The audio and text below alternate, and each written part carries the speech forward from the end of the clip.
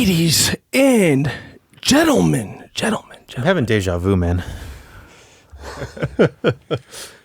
We are live coming to you from Las Vegas, and I am very honored and humbled. I really am. Again. Again. No, seriously. After 5 years, dude, it's been more than 5 years. Long but time. To be here with you guys, man, and to continue having conversations that, to me, have grown me personally. But this it has nothing to do with me. It's just the conversations around stuff. You know, had a breakup. You guys were there. Maybe sometimes I had some health scares and like some stuff with injuries. You guys were there. Even when I really didn't want your advice, you guys were there, man. When I really genuinely didn't want the advice at all, you guys always had something really, funny to say. But in those moments, I took a lot of that, and I genuinely appreciate that, man. And somehow the universe has come full circle, and here we are. Because I gotta ask you guys some more questions, man. I do. Questions are good, man. It is. Never stop having them. Thank you. I feel like there's just so much stuff that when I try to understand, I realize that I could only go down so far rabbit hole myself of understanding stuff, and then I realized that what do I really know? What do I really know? I don't know. I've been seeing a word lately, and the word is yoga. Yoga. Who's saying it like that? I think I know what you're getting at. Yeah. I say yoga because I know that you're a yogi, and as a yogi, I don't think a lot of people really understand what that is or what that entails, and I didn't either until you started actually sharing parts of your journey with me. And I was like, holy hell, man, this guy's going through it. Like, this is crazy. This is absolutely crazy. And then Cody, I talked to you, about spirituality, enlightenment, and we talk about, yoga. In meditation, that is part of yoga, spirituality, which is... Wait. Are you implying that yoga is not just stretching and flexibility? Okay. That's where I'm confused. Oh, you're not the only one. I'm confused. Dude, I'm genuinely confused. I'll tell you this. If you sit and say that you're confused, you're already ahead of most people in the understanding. I hear this word thrown around, and it's starting. I'm starting to think it's a code word for something. like I feel like people are like, oh, we're doing yoga. I'm like, all right, bro, yoga, whatever you're doing. But that's actually really funny. But let's talk about that, man. So as a yogi, and well, hold on. What is a yogi, first of all? Well, then we have to say first, what is yoga? So we gotta. All right. I mean, let's so clear this up for Chris. Please help me, because I thought I understood. I thought yoga and essentially was it's something with your mind and your body and your spirit and those things coming together. And for me, then as I start understanding more, I'm like, it's very specific. It's very technical, and it was very complex, almost like learning religion to me. And then I realized the more people that I started trying to listen to, well, shit, everyone's doing something a little bit different. It's not the same, and it's a little bit skewed. So I'm like, maybe I skipped a couple of chapters. Maybe I didn't get the full book. So for someone who practices yoga and is a yogi and essentially encapsulates these specific principles of this tradition, of this culture, of this lifestyle, what is yoga? So when you're coming from that perspective, I think it's important to let's just clarify what it's not. So what we're seeing here in these studios, and the way it's kind of been interpreted in the Western world for sure, is they're taking, I would say, out of context what's called asanas. And in some cases, pranayama, which is kind of like the more physical, dynamic exercise aspect of it, which has its benefits. That's not to discredit the benefits that it actually has, but they're not actually emphasizing the real point of it, right? So when someone's practicing yoga, from the actual ancient traditional sense, yoga means union. That's what the word literally means. It's union. And union with what? Union with the ultimate consciousness of everything that the universe encapsulates, right? Now, why are we not in union? We're not in union because of our mind, because of our emotions, and because of this sense of individuality that we have. This has separated us from understanding that we are connected to everything. We're not separate from everything. And yoga is the process of eliminating these separations. So you have achieved yoga when you've achieved union. And then lays the path for this system for where you're able to achieve this state of union. Now, of course, your body is involved in this. Your mind is involved in this. All these things come into play because you've gathered all of these things along the way throughout your life. And to tune these things properly so that you can bring yourself to this understanding that you're trying to not live an individual life. You're trying to not be separate from everything around you. You're trying to see yourself in everything, because this is an illusion. And when you have this state of separation, then you have fears, you have insecurities, you have suffering, and then you're always out of tune. And that's why people suffer. So yoga is just this process of getting rid of all of these things.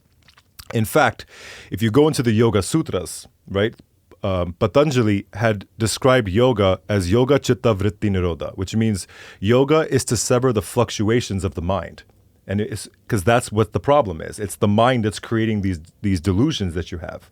And when you've finally severed the control and the fluctuations that these have over you, you're in yoga. So, and this is a complicated process. It sounds, as you would imagine. Though you just unpacked so much in just that couple of sentences. Like there's a lot. You unpacked a lot, and you just unpacked a lot of information. So I have to just backtrack a little bit.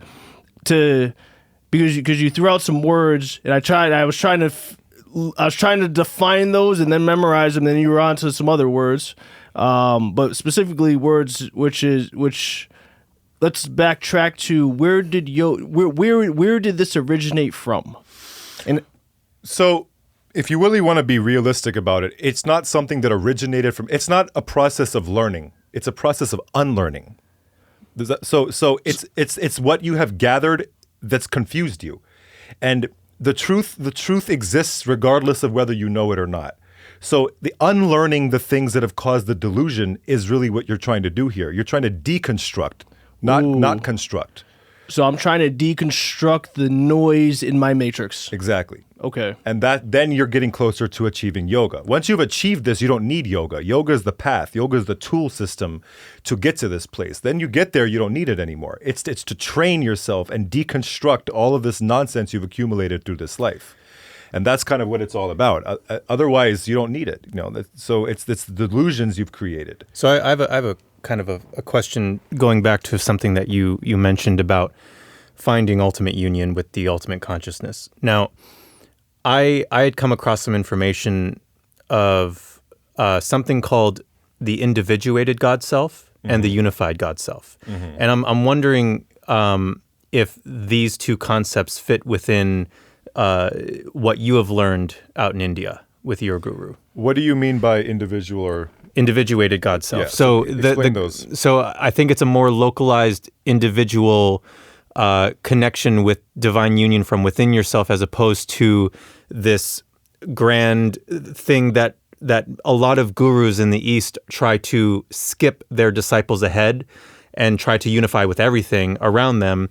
And they often get lost and confused and demoralized because it's such a high escalated form of union. Mm-hmm. And maybe it's, at least from what this teaching was suggesting, was to not skip the individuated God self, which is kind of, I'm not too well read, so I was just wondering if this is something that you have come across within your learnings. I mean, I wouldn't say in particularly that, but it's making sense of what I've heard similar things, especially coming from the West, and I think the better way to look at it is that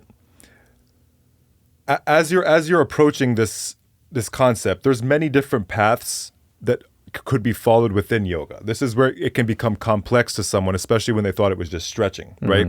There's jnana yoga, which is using the intellect as a razor sharp tool to pierce through all of the delusions.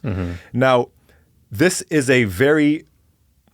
it requires a certain level of intellect that I would say very, very few human beings hold on this planet. So to try to approach that through that method would be difficult for a lot of people. Then there's bhakti yoga, which is devotional, an emotional sense of yoga, right? Then there's kriya yoga, which is using your energies to break through your limitations. There's karma yoga, using your actions. So every individual has their own kind of unique identity to them, which is yoga is eventually going to try to dissolve. But the path they follow, the concepts that they have to follow, are very tuned to how they are. And a lot of them, it's usually a combination of these things, right? So it's not just like a strict path, but it's more lean towards one or the other. But in another sense, you also want to say yoga is not meant to ever be a belief system. So whether you're saying an individual God self or a cosmic God self or however you put that, regardless of whatever way you want to put it, it's an experimental and an application. And until you've experienced this, it's just a concept in your head. Whether you want to say it's you or dual, non-dual, these are still just concepts in your head. And the yogi is not satisfied with concepts. They're not satisfied with belief systems. They're only satisfied with application and personal experience. So they're very willing to go through whatever it takes to get there. And that's what's very important to understand is that, it's not a religious belief system. You can't settle for that. So when people are, as you're saying, trying to get people past all these steps and just give them a concept to go by, this kind of goes against the whole premise of yoga, because you're using your own systems, your own energy, your own mind, your own body. All these things have to come together so that you generate an experience so that this thing we're talking about is understood. It's not believed anymore. You both come from different,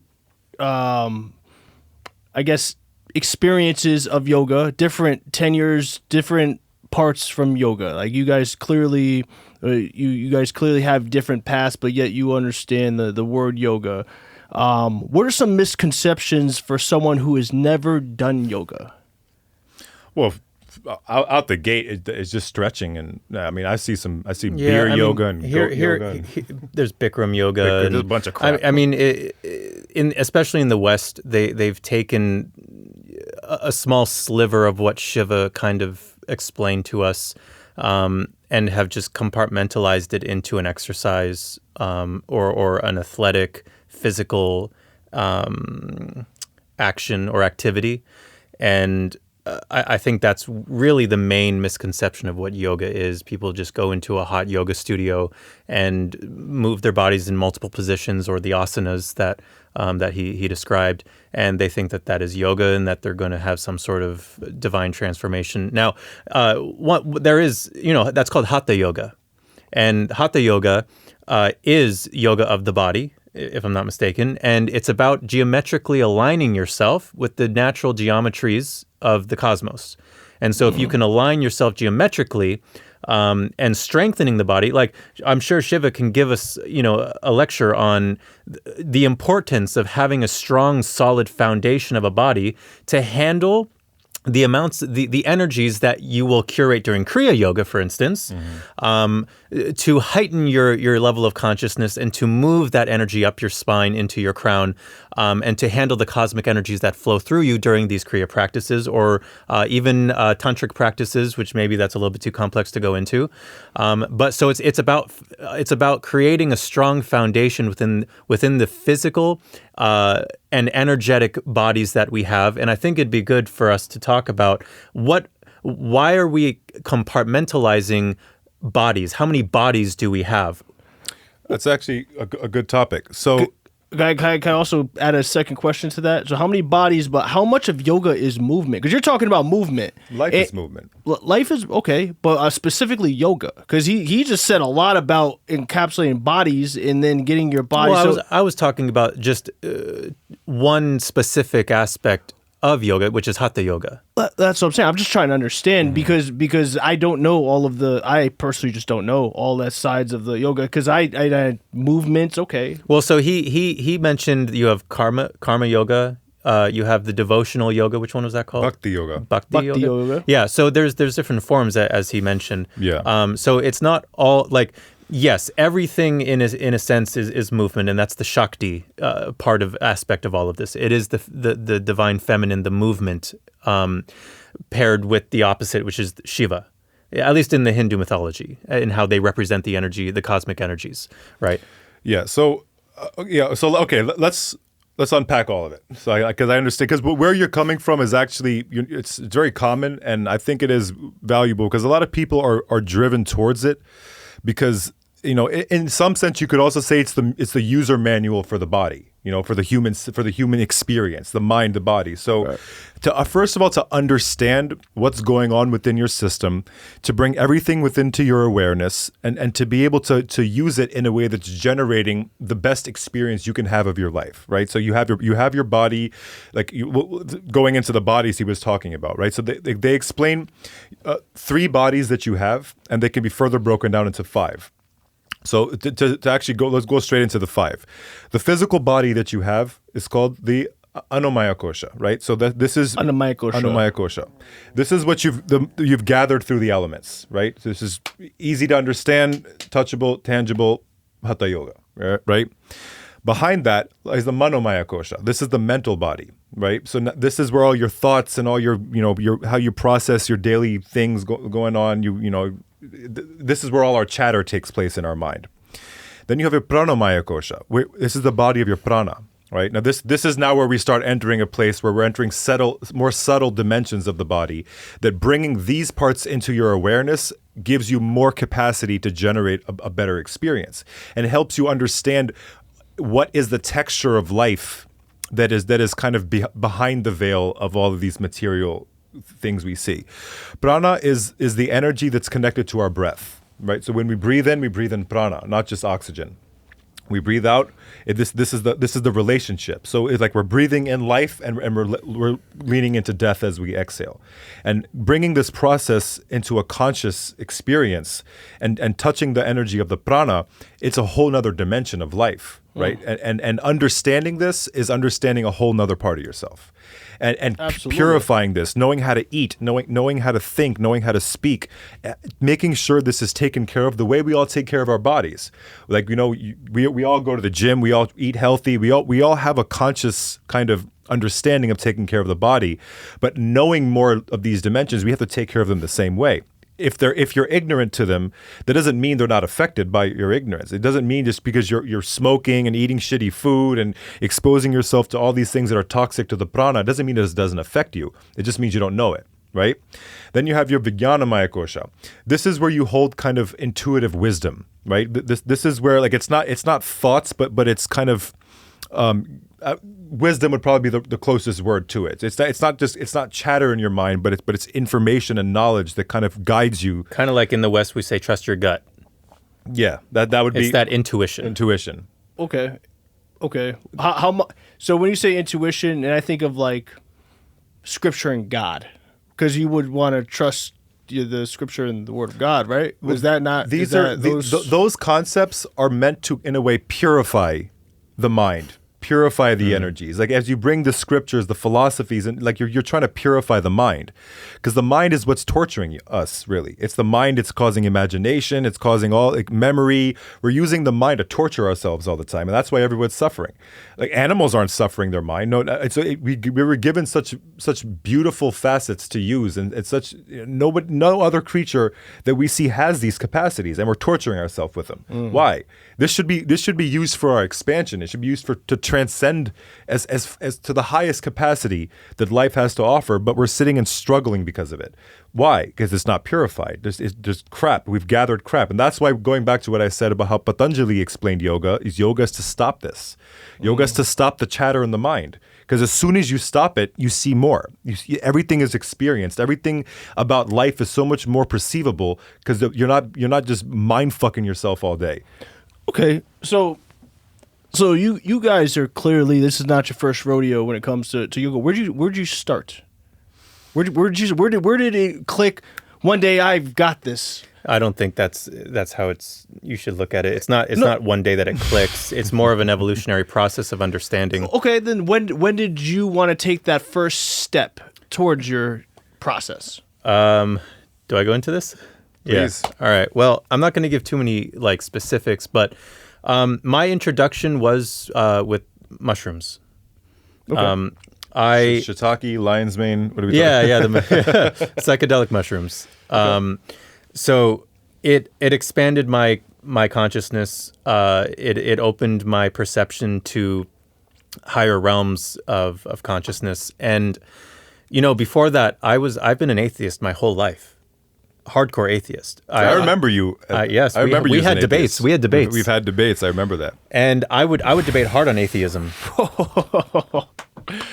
Wow. Okay. So for 25 years. To be fair, me too. I also had atheist. 25 years of my life, I grew up in an atheist household, but with that, there was a philosophy in the house that kind of followed Ayn Rand.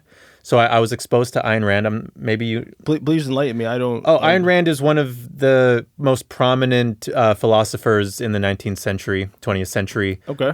She wrote the second most influential book in the world next to the Bible, Atlas Shrugged. Okay. She has a whole host of nonfiction and fiction novels. Okay. There's a whole Atlas Society. What did she say? Were your parents essentially atheists? My dad was an atheist. And is he still? He wouldn't call himself an atheist. And you were atheist because you were born into an atheist family. They always growing up, they always exposed me to everything. So, like, my mom took us sometimes to Central Christian just to have us be exposed to Christianity because it's the most prominent religion, in the West. And for us to make up our own minds. And my dad would, sit us down on the couch at nights and, give us, little lectures about principles and ethics and metaphysics and everything that kind of Ayn Rand was. And, he'd give us the books when we were ready. So I read pretty much all of her books, except maybe one or two. And, I fell in love with her fiction novels. I thought they were great. The Fountainhead, Atlas Shrugged, beautiful novels. Probably still some of my favorite books I've ever read. I read most, if not all, of her nonfiction to understand her philosophy now, and to understand the concepts that she was using, and to understand rational selfishness and everything else under the sun that has to her lens, the way she sees the world, and it's a very prominent philosophy, especially in the corporate business world, because she's a laissez-faire capitalist. So America is founded on laissez-faire capitalism. So growing up with that, there tends to be a tendency when you get into Ayn Rand that this is the ultimate philosophy, that it is all encapsulating. There's no contradictions in it, and it is just this solid piece of philosophical work. And she's brilliant. She is. But with that came this sense of arrogance that is often viewed in objectivists. That's what her philosophy is called, objectivism, because it's all about objective reality. And for the sake of objective reality, she's pretty much nailed it, at least in my opinion. But what psychedelics have done is it took me beyond the objective five sensory inputs and exposed me to a sixth way of sensing reality. And it showed me something beyond my wildest imaginations that felt even more real than this. Multiple occasions, pretty much every time I've done mushrooms. And it totally reorganized the way that I see the world. And that's kind of how my journey began, with pursuing yoga as a way to understand what reality is. Because at that moment, I knew that objectivism was not going to teach me anymore about what I had just experienced. And I was blessed enough to be around him and our friend Mozart, who were also on this journey just a little bit, in front of me in their experiences with psychedelics as well. And they were asking the same questions. And when I got exposed to that, I started asking the same questions. And we were then, the three of us, asking these same questions. And Shiva then took the initiative to, and because he's from India, where all of this came from, he had that access. And he and Mozart went to search for ashrams in Rishikesh, and I'll let him tell the details of the story. But essentially, he's been kind of a conduit for me of information and wisdom. So, like the way I also like to look at it is that, a yogi essentially rejects the premise of a belief system, and he seeks to know. And that's where it really begins. So like that, for me, it was really like whatever experiences led me to that state. We all have our individual journeys, and we all have the things that come into our life that, kind of push us in that direction. But essentially, like when you know that I can't, believing is not enough. It never was for me. I had my years of considering myself an atheist as well. And, in hindsight, it wasn't that I believed God wasn't real. It's that I just rejected this concept of believing in it. Like why? Like someone tells me I have to believe something. Someone tells me God is real, God's watching you, and no one can explain it. Like how can you tell me this?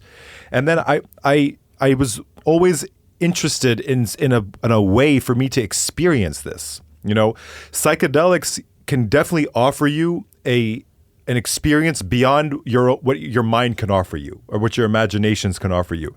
And that's enough to develop a curiosity, but it's not enough to get you to a state where this is the experience the way you perceive life now. Mm-hmm. It can open the door or it can open the window even, not even the door, but you have to go on a journey to, like we said earlier, deconstruct all of this stuff.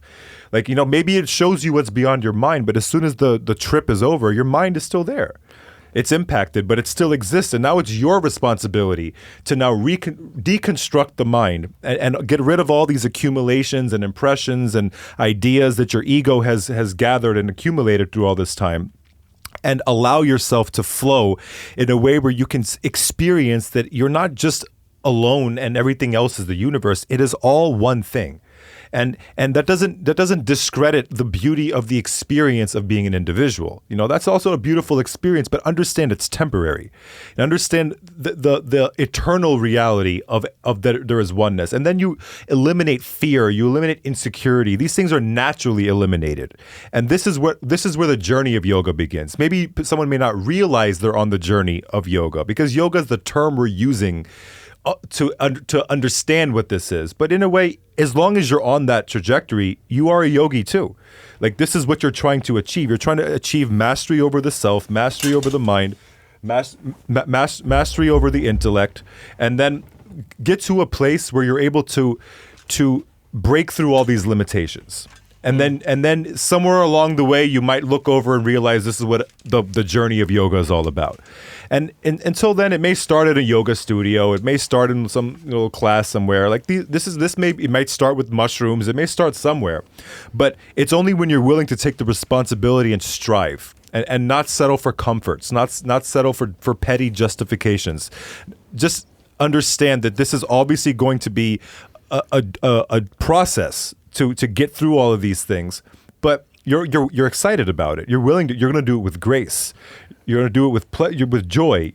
So you're ultimately there's a curiosity. There's a passion of seeking. You're seeking knowledge in that process. You're also learning, which essentially is your yogic journey, to say the least.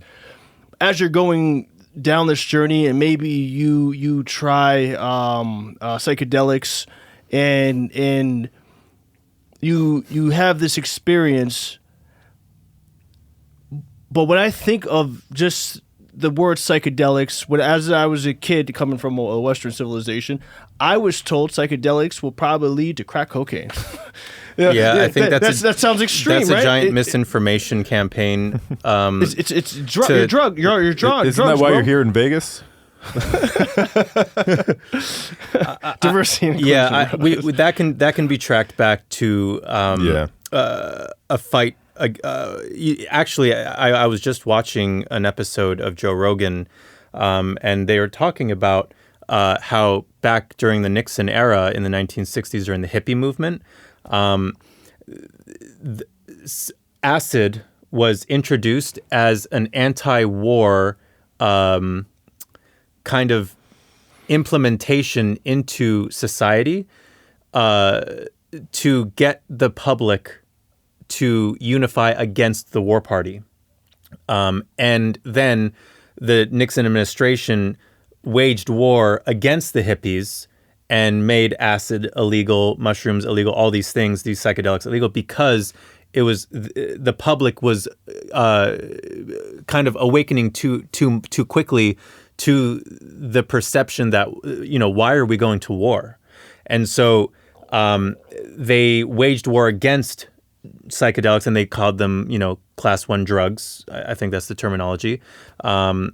And basically just banned it, made it illegal, and arrested anyone who was caught in possession and used them. And as kids, were indoctrinated through the DARE program to believe that all of these mind-altering substances are going to lead us into meth and to crack cocaine and all these things. I let that little bear down. A little bear that is. I let that guy down. And here's a big differentiating factor. Let me just clarify. A big differentiating factor is, all of these drugs, actually the real drugs are all synthetic and man-made. It's a chemical, but a synthesized chemical. The psychedelics are just plants. They grow from the earth, as does basil and thyme and oregano as other herbs. So in my experience, at least, like I like to live a very organic and whole food, plant-based. One of the most healthy people I know. Oh, thanks, man. I try. Yeah, that's true. He is. And I don't like putting anything into my body that is synthetic. And that's why I was very open to the idea of these plant medicines, because I do see it as a medicine. Even, weed, marijuana nowadays have become, because it's become legal again, it's been very widespread throughout the United States, and people take it as they would drink alcohol. And even with marijuana, I really treat that as a medicine that is to be used upon illness, not something recreationally done, because it is a very potent and powerful thing, medicine. But it's also a medicine that you have to know how to use and navigate, because if you don't, and we all have experience using it recreationally, from the past, and we would smoke it to get high. And whatever that meant for each of us, whether it was to experience expanded consciousness or just to escape a certain aspect of our reality, to mellow, or just have a good time with your friends. Sure, to have a good time. And it wasn't used in a ceremonial, medicinal way. And now, for my experience with marijuana, I maybe only smoke once or twice a year on very rare occasions, and I often go into meditation upon using it, because it has become such an intense, sensitive and subtle experience for me. I can't just smoke and talk anymore. That's a very important thing to talk about, since we're touching psychedelics and all this stuff, is that you call it is medicine, and it is to be considered like medicine, and you take medicine when you're sick, right? And there's no other reason to take medicine. So to use these things with that kind of conscious understanding, it has its value. But for it to start to become something that is attached to your compulsiveness, habitual nature, now you've used it as poison, right? And marijuana, like mushrooms, these things are natural. So is opium. So is tobacco. These are all, they can also attach themselves to your compulsions. And this is where, like, going back to even further to our conversation about yoga, the yogi needs to understand himself to realize what's going on within your system. What are you introducing into your system, and why? Is this helping you or is this harming you? You know, and if something's, there's no rules around it. Like either it is or it isn't. And it doesn't matter what people are saying about it on the outside, but if you can't recognize within yourself what this is doing for you, then it doesn't matter. Like you're already lost the point of this. So adding the psychedelics, like a lot of people may have this experience. You know, they take mushrooms, they do, you know, LSD, there's ayahuasca, all these things, you know, that gives them ketamine. That's There's a big one. So many profound experiences can be generated from this. Benefits come from breaking through the mind and all the disaster it's causing within your system. But immediately after that experience, if you cannot remove that and now take responsibility for the things it has shown you, and you're going to keep circling back and go into these loops over and over again, it's done nothing for you, you know. And I know you have too. I know you have too. A lot of people that take this experience, attach the experience to their identity, kind of become arrogant about it, as if they've seen some kind of ultimate nature of the universe and other people haven't. And that becomes their kind of like, you know, go-to for that, to reassure themselves about the stance they've now taken about, but they don't have any discipline. They don't have any structure to their life. They've not done anything to implement the knowledge, because that's where the real work comes in. It's not easy.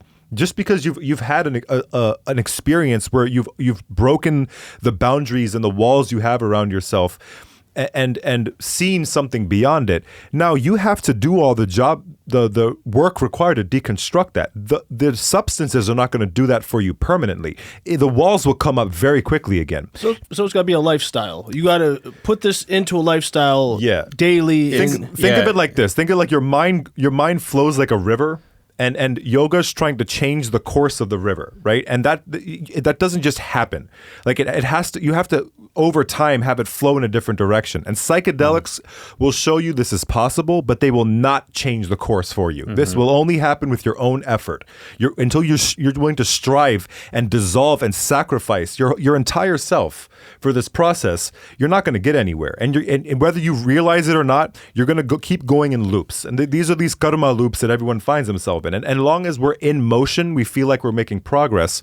But going in a circle is not progress. You're not getting where. You just feel like you're moving, so you think it's constructive and productive.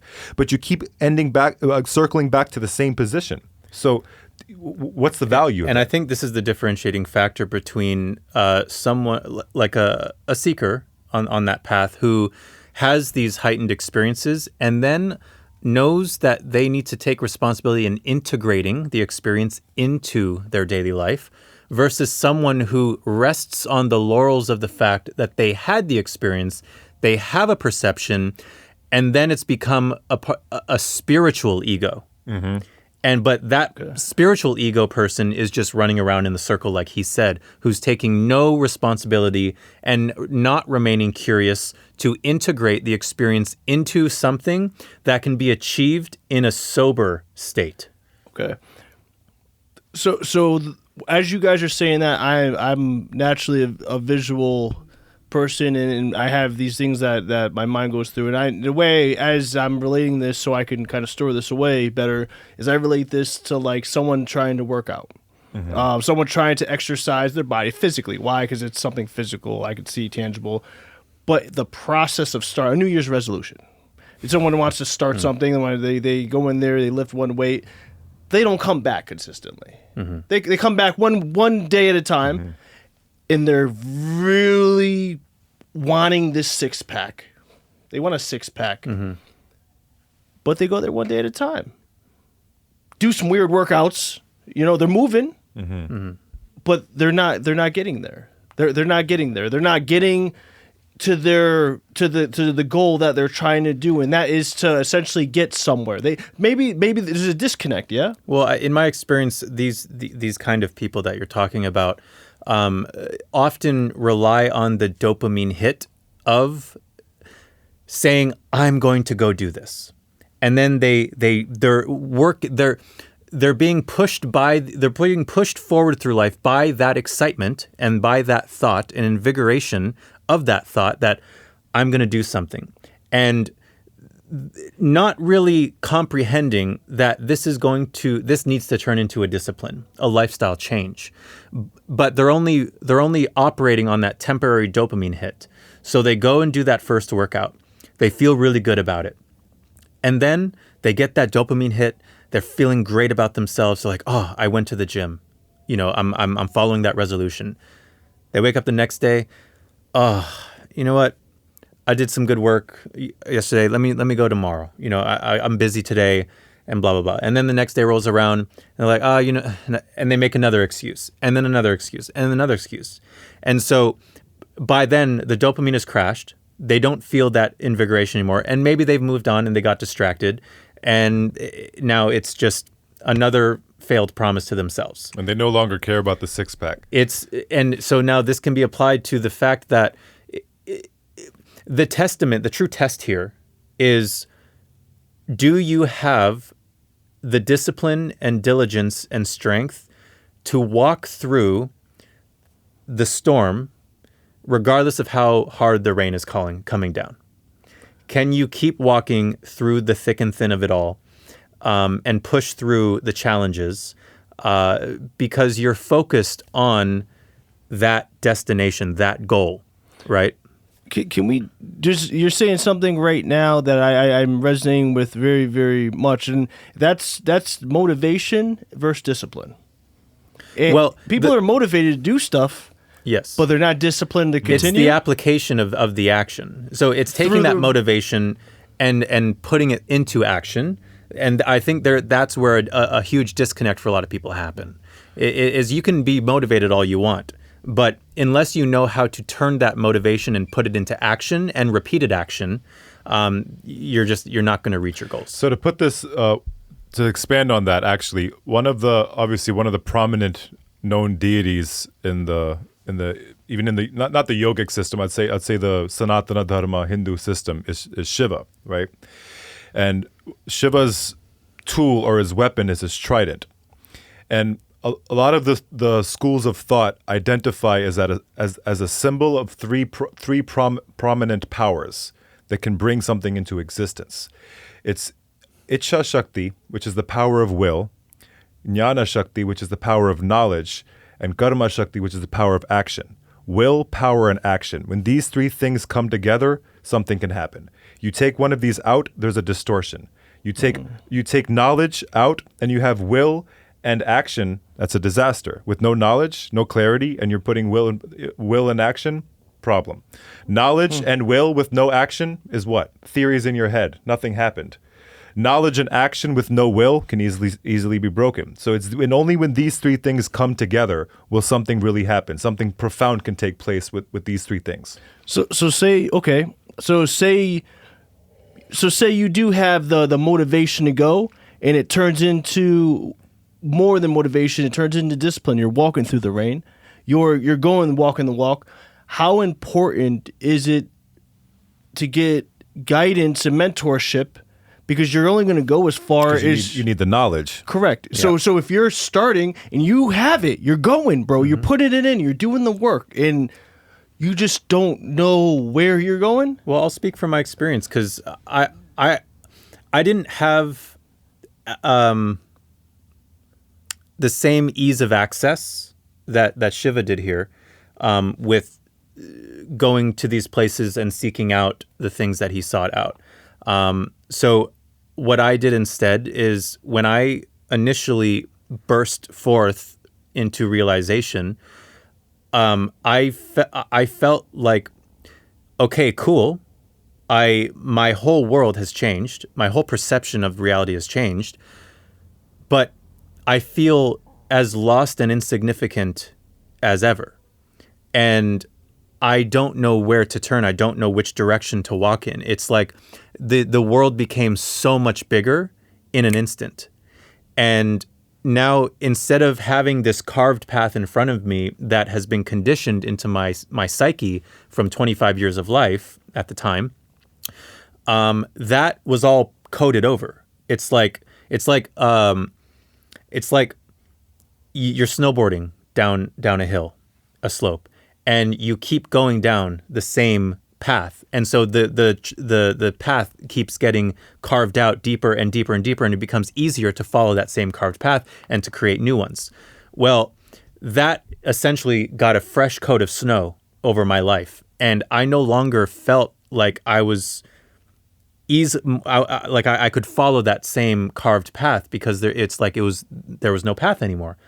And so now it was the world of infinite choices and possibilities just confronted me in that very moment.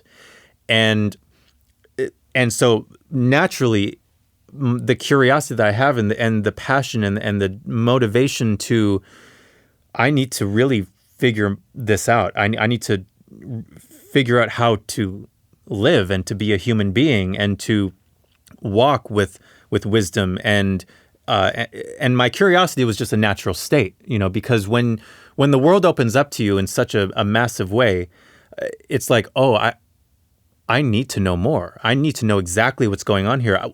And at first, like, I need to know what's going on here within me, because the life was relatively simple before that. It was just like, okay, well, I have this skill set, I have that skill set, I'm talented at this, so I'm just going to keep going on this direction and not really thinking of anything more. My ego was kind of driving me through life. He was around with Cody 1.0 and 2.0, like, and we often butt heads. Cody 1.0 often butt heads with Shiva, and it's because I had a very intense ego. A very arrogant ego in some ways. And so when that world opens up to you, I naturally sought out as much quality information as I could possibly find from reputable sources.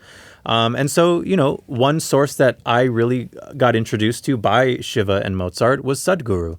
And he's a very prominent figure in the world. A little bit unorthodox if you're talking to a traditional Orthodox Hindu, because Sadhguru isn't really involved in the religiosity of Hinduism. He's more interested in conveying the practices of yoga itself, the science of yoga. So he kind of leans away from the whole religious aspect. That is the other half of the coin of yoga, which is the religious side, which is the Hinduism, right? If I'm saying that correctly, Shiv. So that's, and then from there, I just kept trying to find resources, and I found some interesting characters along the way, some not so reputable sources, but my curiosity just kept leading me and guiding me, and to this day. And I'm still on that journey of trying to find the most quality information and trying to apply it to my life and to integrate wisdom as it comes, but also to expand the consciousness within my own self to access the guru that lives within. So me and Shiv were having a conversation earlier about 3 types of gurus. And 2 types are the one that can deliver wisdom and knowledge to you, and the another one is a guru that lives within you. And tell me, what was the third one? So there's the Diksha Guru, which is the one who gives you, or Shiksha Guru, the one who gives you the knowledge in person, right? So he teaches you. He's a living presence around you. There's the Antar Guru, which is the guru within. And there's the Parama Guru, which is the cosmic embodiment of knowledge. But I wanted to actually add to something you were saying, because something came to mind. Because, as we enter this journey, I remember feeling very kind of overwhelmed with how much knowledge it felt like I needed to acquire, right? It feels burdensome. Like, how many books do I need to read? How much knowledge? And I've been a terrible student my whole life. Like, that was never my forte. I hated reading. I hated studying. I hated being in class. And that's something I really had to exercise with my guru when I was in the ashram and everything like that, is sitting through classes and studying. And it's draining and burdensome. It felt the opposite of what I was trying to do. I was trying to not have to sit through all this, but I realize the value in hindsight now, because there's so much I was able to absorb, but purify through the philosophies, and like one of the combinations of the the schools of thought that I was trained in is called Advaita Vedanta, and they have a very interesting perspective on knowledge. So when we think of knowledge, at least how I thought of it, it's like it feels like carrying a library on your back. Every time you read a book, it's another thing you're putting on your back, and it just gets heavier and heavier. You feel like you know a lot, but it feels so dense and heavy. And Advaita Vedanta actually has a different approach to knowledge. Is it's not acquiring anything, it's removing ignorance. As you learn, you remove the ignorance. There's no books on your back that you're carrying. It's freedom. I haven't looked at things like that. We normally don't. I didn't either. But it was that was what it freed me so much from that perspective. It's freeing me right now. I know. but you see how valuable it is to actually have the correct knowledge, because it feels burdensome and your mind's making it feel burdensome until you look at it in the opposite way. You're like, no, I'm not collecting anything. I'm removing what I have in my back is ignorance. So that's why I feel heavy. I feel personally like I have ignorance. I was born in the Western civilization. How much of yoga is really part of the religion there? Like how much how much religion goes into it? I mean, look, I think there's also, everyone has their own kind of interpretation of what religion is. The way I see religion is, because personally, I never liked the idea of religion. Like I grew up in India, and I grew up in like what's called a Brahman family, which is kind of like the more religious caste system, which I also have my own issues with the kind of caste system in India as well. But you kind of, your family is usually a more religious family, and they always kind of like want you to involve yourself in that kind of mindset, which my family was not as kind of traditional with that sense. But I always felt like I was around such examples, through my grandfather. I would see like all these priests and all come and go, and it just felt like people that spoke a lot but didn't know anything. Like I didn't see anyone that really felt like they knew much, but they kind of had this belief system all the time. The gods didn't make sense to me. Nothing made sense to me. It all seemed like imaginary stuff that could easily be real or not. And I'm like, this never felt like something I resonated with.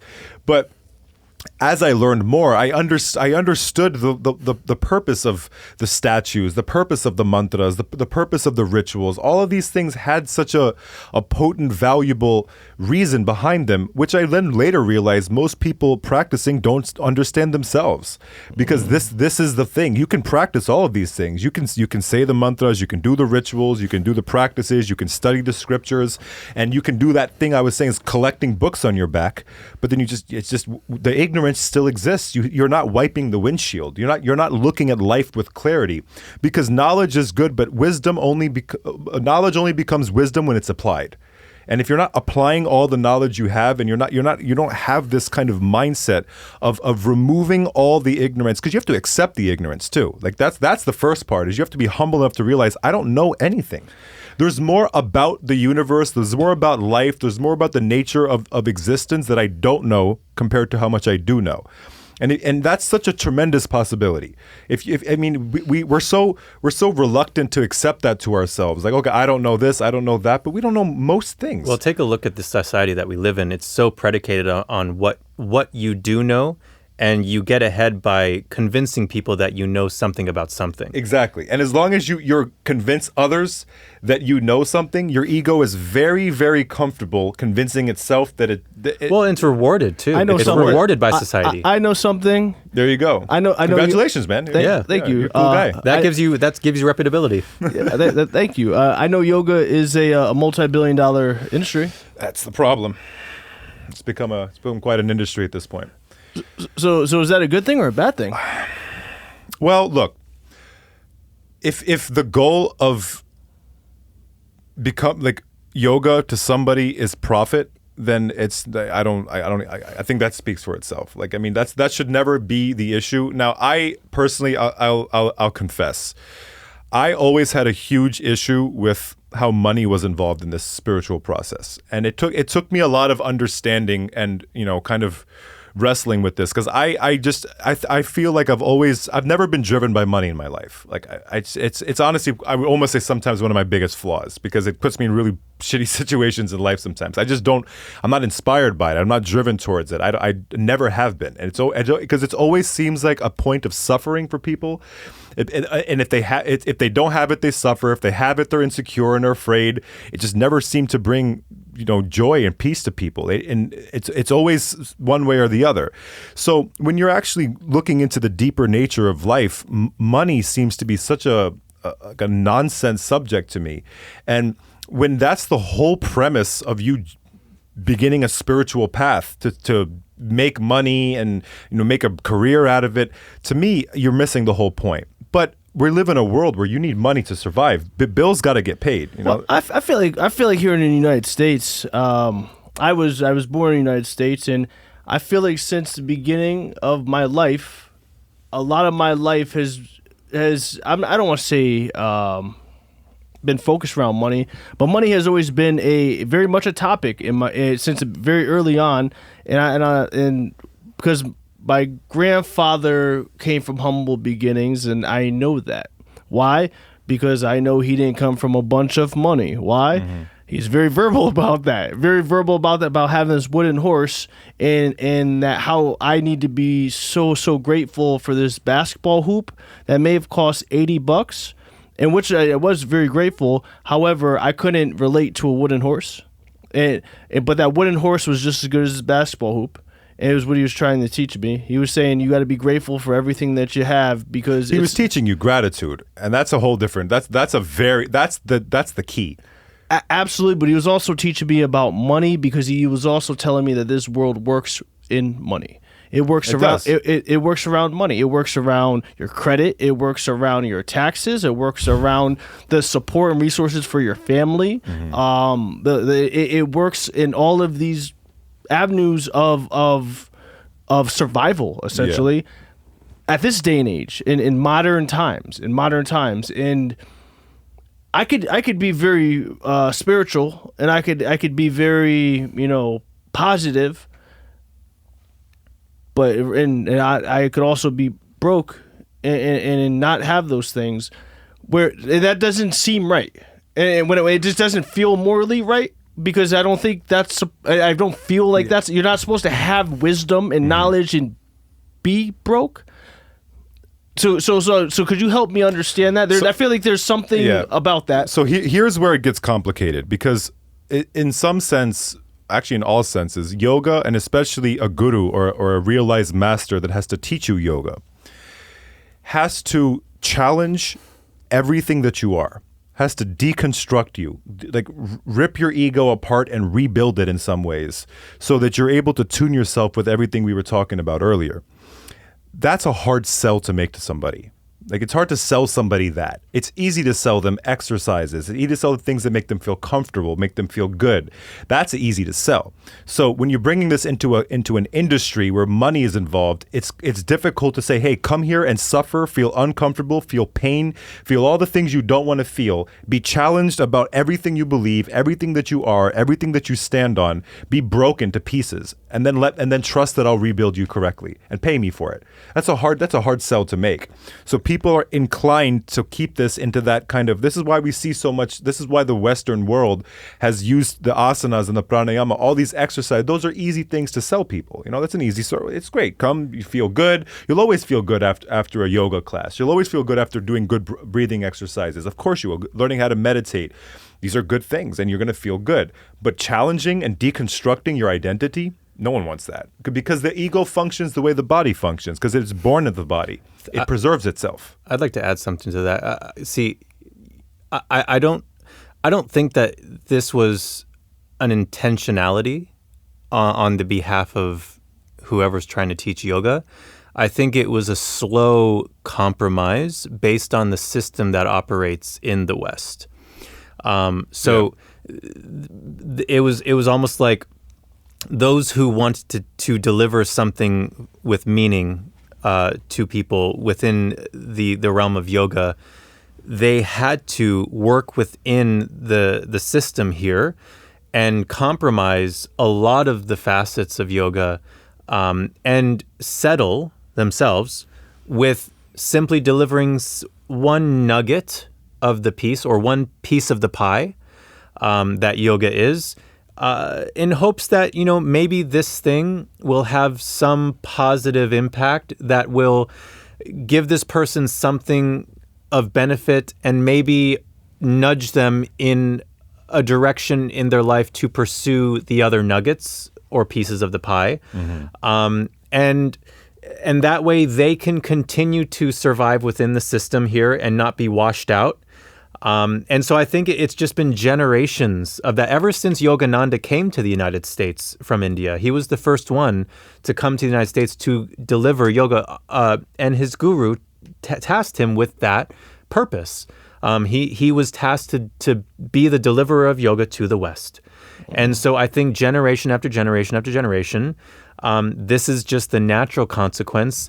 But now people, the younger generations who are disconnected from the original source of the teachings, have just fallen into the commoditization that yoga has become as a compromise from its original source.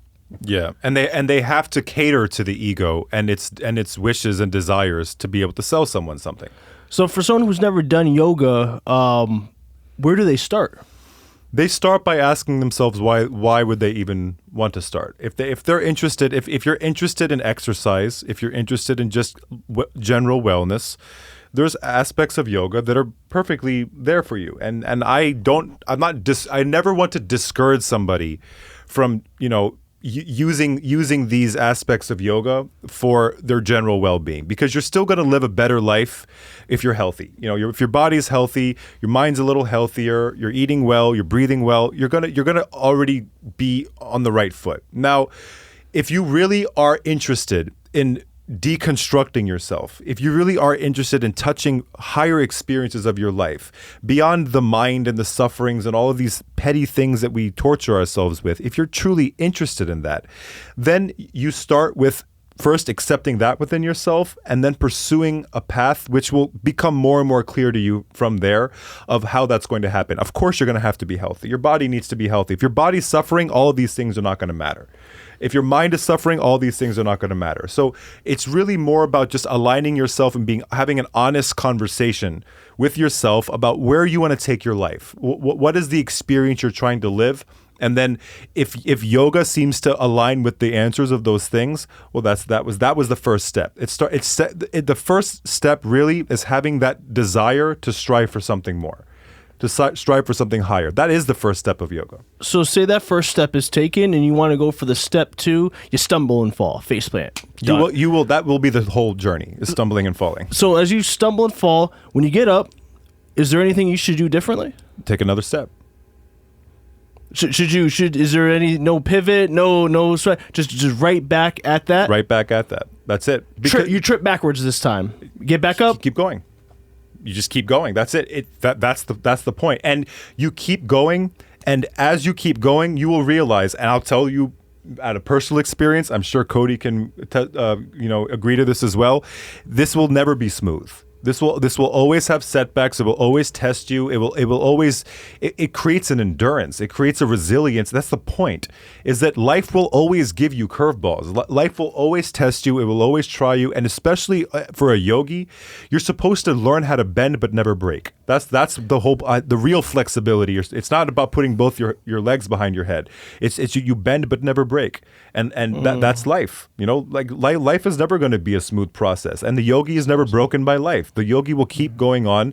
They'll keep moving forward, and they keep striving for more in their life to at least handle themselves. You can never control anything that's going on the outside. This is a very stupid way to approach your life. You cannot ask people to behave the way you want. You cannot expect life to constantly be giving you favorable circumstances. It'll usually not go your way, but you at least handle your own faculties, your own mind, your own emotions, your own body, your own energies. If all of these things are brought into your own conscious control, then no matter what happens to you, you'll be okay. And you'll always continue this process. And then whether you're on the ground, you're standing up, you're flying, it doesn't matter. You will always keep moving forward. And this is what a yogi strives to accomplish. So what's your daily mindfulness practice? What do you do? I meditate every day. I do breathing exercises every day. I do the mantras that I've received initiation to every day. And when you kind of confine these things in what's called a sadhana, right? So and every yogi has their own versions of a sadhana. It's usually either given to you by your guru, or you either created it for yourself. But it essentially means the tool system you apply every day. And it evolves. It'll always evolve. And you use the analogy of working out. It's the same thing. You'll say, where do you work out? Well, maybe you start with running for a week, and then maybe you implement some body weight workouts. And then once you get a little strong with that, you start adding some weights. And then you eventually you evolve to squats and deadlifts, and it'll continue to evolve. And the progression will happen naturally. But it just starts with the will. It starts with willpower. It starts with understanding the why, and then comes the how. So the sadhana, it starts fresh. Maybe everybody has 5 minutes a day. You can sit on a chair for 5 minutes and close your eyes and focus on your breath, and realize how scattered your mind is. First, you got to see what the problem is, right? That's where, if you don't understand the problem, you're never going to look for the solution. So most people never tried this once. Sit down for 5 minutes, close your eyes, back straight, and just, without even trying to do anything, watch how much nonsense your mind will throw at you in those 5 minutes. And then you ask yourself, if you can't even sit for 5 minutes without messing with your own mind, well, there's your problem. And now let's start working on that. Let's start working on the concentration to achieve meditation. There's the process. Then the sadhana starts to accumulate into your life, and then because you start to see the problem. Just like, again, working out. My legs are weak. I got to strengthen the legs. My back's a little tight. My hamstrings. You'll start to see the problem. Mm-hmm. But most people that never went to the gym don't even know their problems. Right. They're so oblivious. That's deep. That's so good. So that's how it starts. It's not. There's no real particular one thing. It's just bringing into your conscious awareness about where your limitations are, where your strengths are, and just moving on them. So well said. So where do you see the future of yoga going? I can't say I know where it's going to go, but I do know that yoga is based in the understanding of the eternal truth. The truth is not made by us. The truth is realized by us. So as long as the truth exists, the path to it will always exist. So I think the better way to phrase this question is, it's not where yoga is going. Yoga has always existed. Yeah. It's more about, where is human focus going? Where's human focus? Where are we taking yoga? Where are we taking the focus? No, it's just, where are we directing our attention and energy? It's are we directing it more on the outer world, on the material, the physical plane? I could answer that and say yes, absolutely. 100. I could answer that for you because I love healthcare and tech, and it's just more tech. It's more AI. I mean, if we're just creating another layer. There's another layer that's being implemented right now, which creates a contrast. As everything in this life operates on a yin and yang principle, the more a certain subset of civilization or society focuses on the material, there's going to be a subset of society that wants to pull back and equalize the equation by introducing yoga into the system, so that way we can balance our attention and implementation between the material plane and the non-material plane, about the inner and the outer worlds. So that's where I think it's impossible to really predict where how civilization is going to value one or the other. But I think what will happen is, the more we move into the material, the more of an inner calling is going to arise within humanity to balance the equation and to ground us back into what it is to be human, to be a being, and not just a thinking person. You're right about that. And I will say, I've noticed and I've seen, there's been a huge surge in the interest and the demand for yoga outside of that kind of Western, simply practicing, a lot of people are actually interested in the philosophies, interested in the practices. And whether it's hard or easy, it's never easy, but I do see a huge wave emerging, especially amongst younger people. Is that we're testaments to that, like we're here talking about it. Why are we talking about it? We could be talking about anything, but we're interested in it as well. And we all have our own levels at it, but in some sense, there is an interest in our own well-being. And there's something deep within us that is recognizing the limitations that are coming from the technological world. It's not fulfilling us. We don't feel fulfilled. And we've all, at least especially the three of us, have seen very, very unique experiences in the world that a lot of people our age never get to. We've traveled, we've performed, we've done so many things that a lot of people never get to actually experience. Things that people will only imagine they will happen in their life, and we've gotten to live that. And it didn't take some kind of downfall or depression for us to shift our interest into personal well-being. It just came from within, And maybe it's not easy to explain why, but it is easy to identify that it's there. And we're not alone there. It's not just us. There's a huge wave of a younger generation so in that sense, that gives me a positive perspective of I see a lot of obstacles emerging on the outside that would keep us further away from this truth we're trying to unravel. But I do see that counter wave of a huge interest amongst the younger generation to also break past these limitations and see something deeper and beyond. So that gives me a positive expectation of where this is going to go. So how do we integrate this into our lives daily as tech gets more involved, as we get more bells and whistles? For one, we need quality information.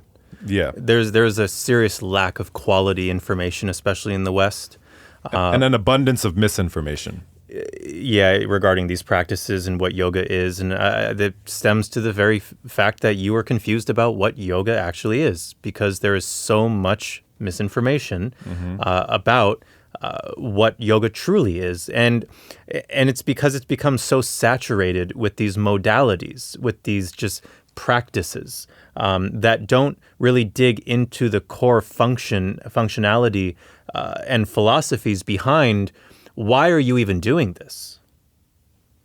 What's the goal? So we need exceptionally high quality information, and that's going to come from people like Shiva, who are actually going and studying the orthodox wisdom and receiving it from a real guru, and is bringing that information and talking about it on podcasts like this.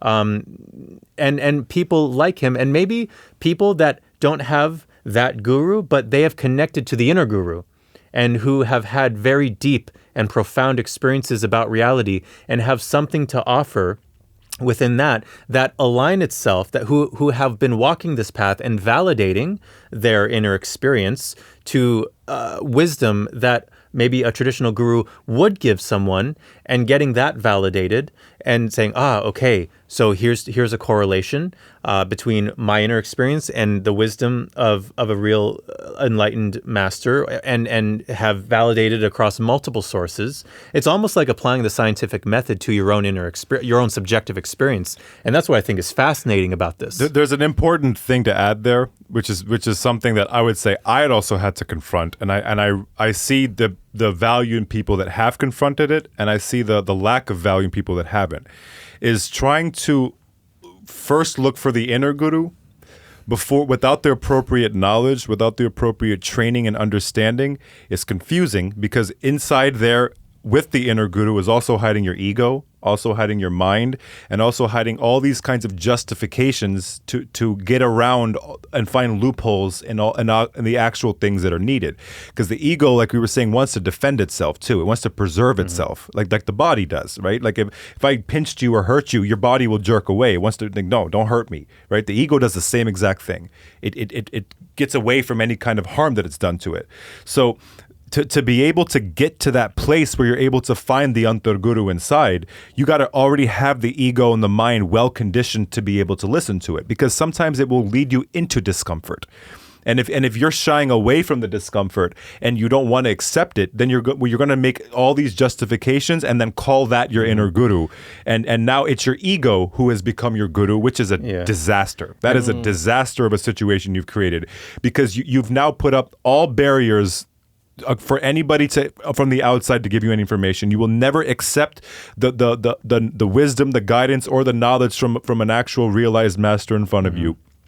All you're doing is listening to your own compulsions and all your own justifications, and you're just leading yourself into further darkness. Now, this is not to say that it's impossible to get into touch with that it's not. It's just, you have to recognize all the aspects of it. Yeah. Be honest with yourself. So exactly. That's what I want to talk about. Is one, you have to have complete 100% honesty with yourself. You have to, and you have to take interest in heightening your awareness, heightening your perception of what your mind actually is and how it functions. You have to take complete interest in that. People are full of bad word, man. Full of what? Bad word. Yeah. Wait, what's the bad word, man? What's the bad word? I want to get you to say it. I want you to break your limitations and use a bad word today. I give you permission. No, you know why? This podcast is also made for kids and sponsors in this episode. I think even kids use bad words, man. Kids. No, it's, no, I understand what you're saying. Yeah. But this is full of why. shit. No, seriously. There we go. But kids are full of shit. This is I'm why. just kidding. Diversity inclusion. Proud of you. This is why I urge people to take an interest in observing and understanding how their mind operates by sitting in observation of it. The word for that is called vichara. Vichara is an important step of yoga. This is why following it correctly is important, because vichara is the power of self-observation. And without any bias, without any pre-existing conditions, and any need to justify or defend yourself. So applying vichara, as you're saying, is the key there. And this offers you an ability to map your mind, to understand the inner workings and the patterns and how it operates. And you get to understand that it is really its own entity, its own thing. And when you can see it for what it is, then you can tap into the inner guru, because you'll understand the difference between what is coming from the mind and or at least the what is the Manomaya kosha, because the mind can talk about so many facets of. It's a tool. The mind is a tool to be applied somewhere. So the Manomaya kosha, the intellect, right? Buddhi. The buddhi. Buddhi is the intellect. The buddhi. Okay. So understanding the difference between the intellect or the mind and that intuition that we were talking about earlier. So taking interest in that and that's part of getting to know yourself, or the parts of yourself. Yeah. That's the key there, is being able to observe yourself properly, and then and that's if you don't have access to a guru and to quality people in your life or in your network that can give you that mentorship that's something that you can do for yourself. That's within your control, to observe yourself. I want to end on that awesome note, because thank you. I hope we were able to clarify what the word yoga means for you, man. That's where this all started. At least a little bit. Well, that's or confuse you more.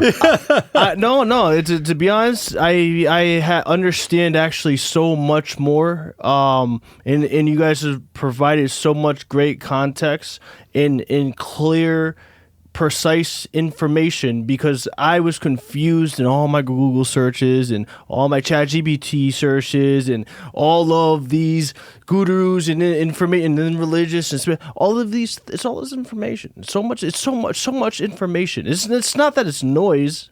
It's not that it's noise, but it's information, but it's so much. It's so much, and I don't know what's the right way and what's the wrong way. So just having this conversation today. That's the right way. Thank you.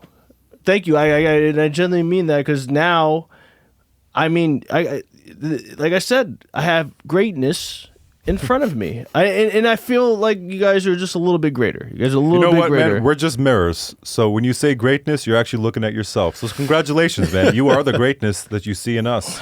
So congratulations. Thank you. And that's yoga. And that's yoga. Mic drop. Mic drop. Mic drop. Just mic drop. Like, that's good, man.